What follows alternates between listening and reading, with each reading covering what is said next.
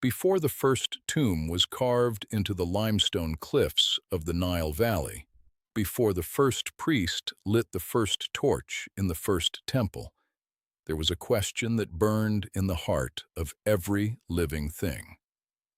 What waits on the other side of breath? The ancient Egyptians did not leave that question unanswered. They built an entire cosmos around it, a cosmos presided over by one god above all others. His name was Osiris, and he did not merely govern death, he had endured it. What follows is not simply a myth. It is the architecture of eternity itself, as imagined by the most death-conscious civilization the world has ever known. In the time before time fractured, Osiris ruled Egypt as its first and most beloved king. He was not a warrior god of thunder or a trickster of shadow. He was something rarer. He was a civilizer. Under his reign, the people learned to till the black earth the Nile left behind, to bake bread, to brew the golden beer that made the long nights bearable. He taught reverence for the gods and respect for the dead.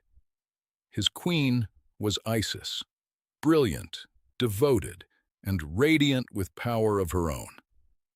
Together they presided over a golden age that the Egyptians would mourn for the rest of their civilization's long and extraordinary life. But paradise carries within it the seed of its own destruction. In the palace of Osiris, a shadow moved through the golden corridors. His brother, Set. Red of hair and violent of spirit, Set was the god of storms, of the burning desert, of the chaos that lives at the edges of ordered things. He was not without power or purpose. Even the gods feared what Set could do. But beside the luminous reign of his brother, Set burned with a singular, consuming hatred. To watch Osiris loved, worshipped, and adored, while he himself was feared and kept at the margins of the divine court. This was a wound that festered until it became something monstrous. Set was cunning. He did not strike with violence first. He struck with seduction. He commissioned a coffin of extraordinary beauty, carved cedar inlaid with ebony and gold, painted with scenes of paradise, fashioned in the precise dimensions of his brother's body. At a great banquet, he presented it as a game. Whoever could fit perfectly within it would own it as a gift. One by one, the guests lowered themselves inside and found it too large or too small. When Osiris descended into the coffin, it fit him exactly, because it had always been made for him alone. Before he could rise, Set slammed the lid shut, sealed it with molten lead, and cast it into the Nile. When Isis learned what Set had done, the sky above Egypt shuddered. She tore her garments and cut her hair, the ancient signs of grief, so severe they become almost sacred in their intensity. But Isis was not merely a mourning wife. She was the greatest sorceress the world had ever produced, a goddess whose knowledge of the hidden names of things gave her power over the fabric of reality itself. She did not remain in the palace weeping.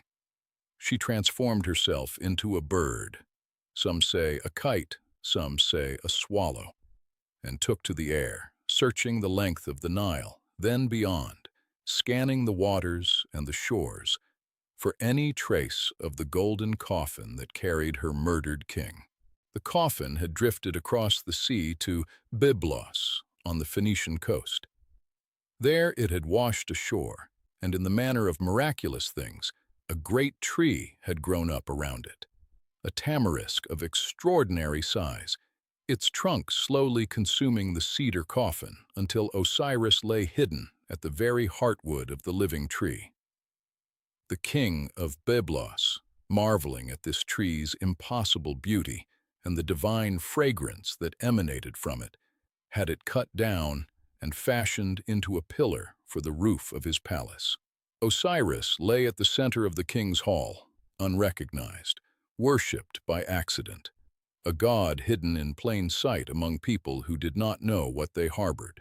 Isis found her way to Byblos in the form of an old woman, disguised and humbled.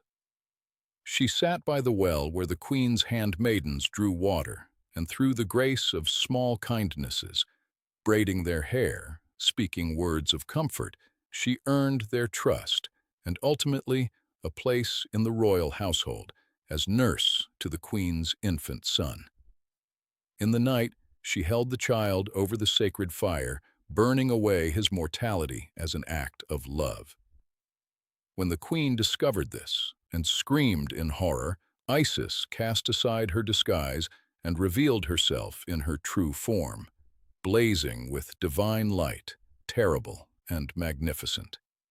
She did not want the child's life. She wanted only the pillar. The king of Byblos, overcome by the presence of divinity, surrendered the pillar without hesitation. Isis opened it herself, drawing out the sealed coffin with bare hands, and when she saw the face of her husband preserved within, still and cold and golden, she pressed her face against the cedar and wept with a grief so vast and raw that the infant children of the palace who heard it began to cry as well, not knowing why. She sailed back toward Egypt on a boat in the dark of night, the coffin beside her, guarding it with every power she possessed. For a time, the most terrible episode in divine history seemed to be resolved. But Set had not yet finished what he started. Set found the coffin in the night. He had gone hunting by moonlight in the delta marshes when he stumbled upon it, or perhaps the dark instinct of chaos led him there deliberately. What he did next was an act of terrible thoroughness. He opened the coffin, looked upon the body of his brother, and in a fury that transcended jealousy and became something almost ritual in its violence, he cut the body of Osiris into 14 pieces. Some traditions say 16, some say 42. The exact number varies, but the meaning does not.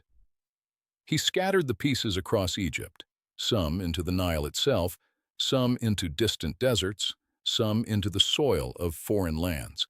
He meant to unmake Osiris so completely that resurrection became impossible. When Isis discovered what had been done, she did not surrender to despair. She began again, a second search more devastating and more desperate than the first, this time with her sister Nephthys beside her. Nephthys was Set's own wife, but her loyalty was to the truth of the divine family rather than to her husband's violence. Together the two goddesses traveled the length of Egypt, across every nome and into every marshy hollow, recovering the scattered pieces of the divine body. In many tellings, it was the crocodiles who helped, or the fish who refused to swallow what they found. One piece alone was never recovered, consumed by the Nile itself. But Isis was not deterred. What she could not find, she would create. It was Anubis who presided over what came next. The jackal-headed god of embalming, son of Osiris and Nephthys born of a secret union, brought his arts to bear on the divided body of his father. With the pieces reassembled and bound together with linen and natron salt, Anubis performed the first act of mummification in the history of the world. This is why every Egyptian who died thereafter was wrapped and preserved. They were reenacting the resurrection of Osiris, placing themselves in the position of the god, claiming through ritual the same possibility of life beyond death. The wrappings were not merely preservation, they were a prayer. Each bandage placed was a spell spoken, a request made to eternity. And then Isis performed the act that would echo through every resurrection myth the human world would ever produce. She spread her great wings over the mummified body of Osiris and beat them with a force that was not merely physical. It was the concentrated power of love and magical knowledge combined into a single, sacred act. The breath she generated entered the nostrils of the dead god. Life, not the same life as before, but something deeper and stranger, returned to him. He opened his eyes. He spoke. He breathed. But Osiris could not remain among the living. He had crossed a threshold that could not be fully uncrossed. What lived again in that wrapped form was already, in some profound sense, a lord of the dead. In the brief window between death and what comes after it, Isis conceived. Through her magic and through love, she drew from the resurrected Osiris the seed of what would become the greatest act of divine vengeance in Egyptian mythology. Horus, the falcon-headed sky god, the avenger, the king of the living, was not yet born. He was only a promise made in the space between worlds. Isis hid herself in the papyrus marshes of the Delta, protecting her sacred pregnancy from the wrath of Set, who would destroy the child if he knew. She gave birth alone among the reeds. She named him Horus. She raised him in secret, hiding in the marshes while the usurper ruled the palace above, nursing her falcon son on silence and prophecy. Osiris descended. He did not fight what he had become. He walked into the Duat, the Egyptian underworld, and took his throne there as its rightful lord, as if death itself was merely a different kind of kingdom waiting for the right ruler. The Duat was not conceived as a place of punishment alone. It was a complex realm, as intricate as the living world, full of rivers and gates and guardians, full of stars that never rose into the living sky. At its heart lay the Hall of Two Truths. And here Osiris waited, not with cruelty, not with pleasure and judgment, but with the solemn authority of one who has experienced what the soul experiences, and therefore understands what justice truly requires. At the center of the Hall of Two Truths stood the scales. They were not ordinary scales. They were the instrument of Ma'at, the goddess of truth, order, and cosmic balance, whose feather alone served as the counterweight against which every human soul was measured.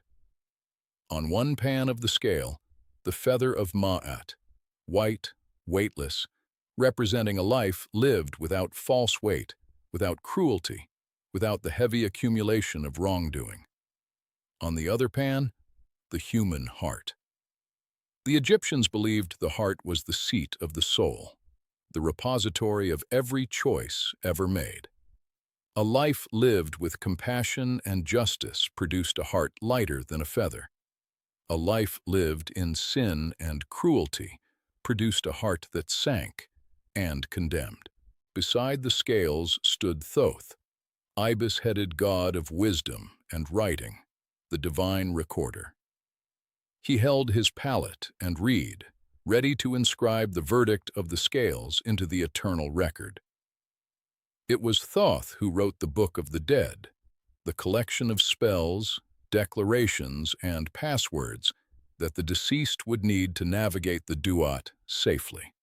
The famous negative confession found within its pages was not a lie, but an aspiration, a declaration of the life one had hoped to live, spoken before the tribunal of eternity.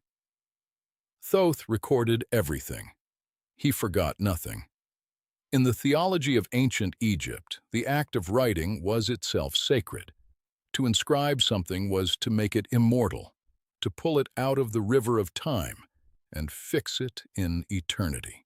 For those whose hearts failed the scales, there waited a creature unlike any other in the Egyptian bestiary. Amit, the devourer, the bone-eater, she who is not to be named, crouched beside the scales with the head of a crocodile, the forequarters of a lion, and the hindquarters of a hippopotamus. She consumed the three most dangerous animals in Egypt in a single, impossible body. Her function was specific and final. When a heart proved heavier than the feather of Ma'at, she consumed it. Not as punishment, exactly, as erasure. The soul condemned by the scales did not go to a hell of torment. It ceased. There was no second chance, no purgatory, no redemption. The devouring by Amit was the second death, the death of the soul itself. But for the pure of heart, for those whose years of living had produced a soul with honest weight, there was a different destination entirely. The field of reeds.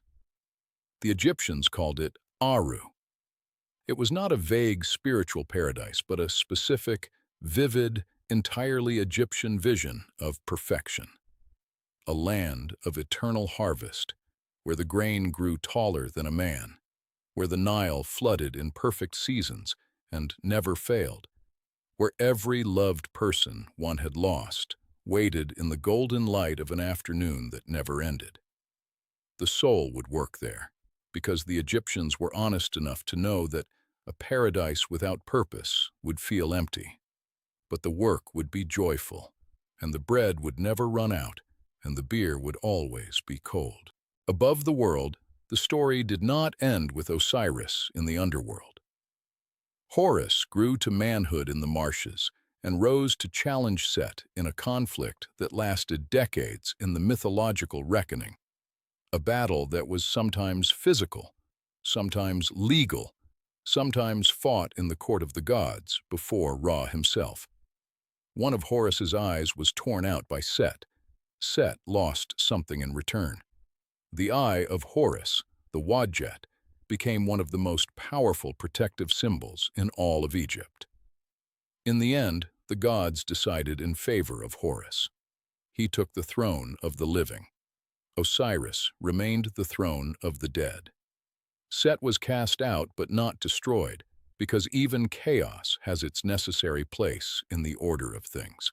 The myth of Osiris endured for more than 3,000 years in the living practice of Egyptian civilization. Every pharaoh who died became Osiris. Every pharaoh who was crowned was Horus. The same story enacted endlessly, generation after generation, in the temples and tombs along the Nile. They wrapped their dead because Anubis wrapped Osiris.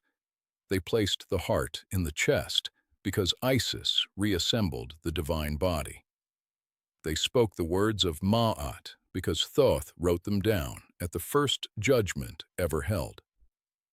What Osiris gave humanity was not merely a story of a murdered god returned to life. He gave them the most radical idea the human imagination has ever produced, that death is not the end, that love is stronger than oblivion, and that even the gods can be broken and made whole again.